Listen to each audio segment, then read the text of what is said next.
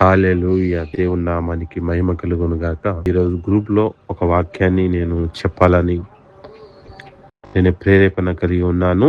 యోహాను సువార్త 3వ అధ్యాయము 33 నుంచి 34 వరకు చదువుకుందాం. ఆయన సాక్ష్యము అంగీకరించువాడు దేవుడు సత్యవంతుడు, మాట ముద్ర వేసి ఉన్నాడు. ఏలయనగా దేవుడు తాను పంపిన వానికి కొలత లేకుండా ఆత్మ అనుగ్రహించును గనుక ఆయన దేవుని మాటలే పలుకును. మరి ఈ వాక్యం ఏం సెలవిస్తుందంటే కొలత లేని ఆత్మ. ఈ కొలత లేని ఆత్మ అనేది మనం ఏ విధంగా పొందుకోవాలంటే, ఇది నా ఆత్మ నా మీదికి దిగిరా అంటే అప్పుడు వచ్చేదే కాదు.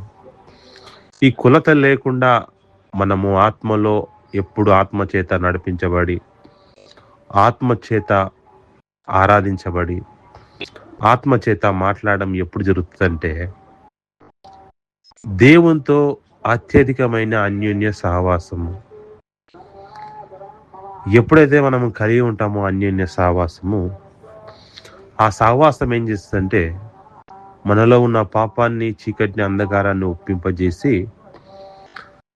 చనిపోయిన స్థితిలో ఉన్న ఆత్మ వెలిగించబడాలంటే మన మీదికి దేవుని యొక్క సన్నిధి, పరలోకం యొక్క వెలుగు మనలో ప్రకాశింపబడాలి అంటే ఆయనను స్తుతించాలి, ఆరాధించాలి, కనపరచాలి. దేవుడిచ్చిన 24 గంటల్లో కనీసం 2 గంటలు రోజుకైనా ఇస్తేనే ఈ ఆత్మ వెలిగించబడుతుంది.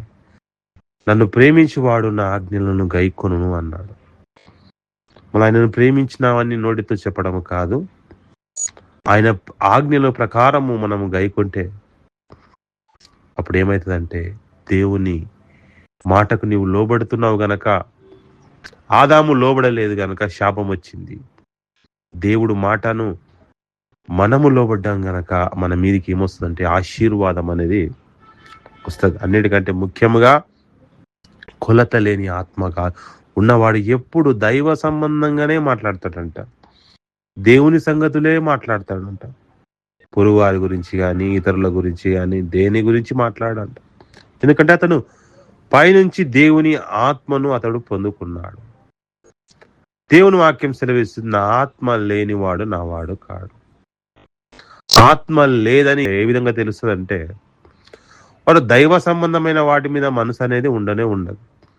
వాళ్ళు శరీరంలో అపవాది చేత బంధించబడ్డారు, భూ సంబంధమైన మనసుతో వాళ్ళు బంధించబడ్డారు.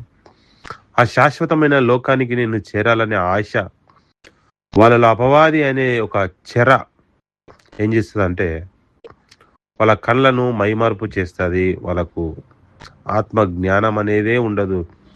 వాళ్ళ మనోనేత్రాలు వెలిగించబడవు.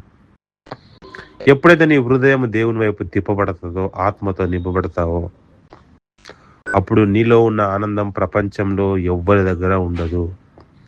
ఎందుకంటే సమాధాన పాత్రుడు నీతో ఉన్నాడు కనుక నీ మనసు నెమ్మదిగా ఉంటుంది, నీ తలంపులు నెమ్మదిగా ఉంటాయి, నీ ఆలోచనలు, నీ మాటలు ఎంతో మృదువుగా ఉంటాయి, అది తేనెలా ఉంటాయి.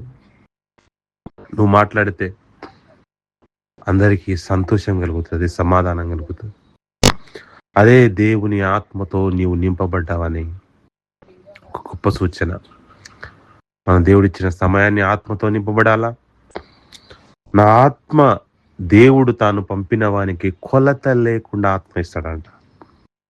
కొలత లేని ఆత్మ అంటే జరిగేది, జరగబోయేది, ఎవ్రీథింగ్ దేవుడు ఏం ఆలోచిస్తే అది ఆలోచనలో నీ ఆలోచనలు కూడా అదే విధంగా ఉంటాయి. కాబట్టి ఈ ఆత్మ పొందుకున్న వాడే సంతోషిస్తాడు. ఈ ఆత్మ లేనివాడు దేవుని చూడడు, దేవుని ఎరగడు.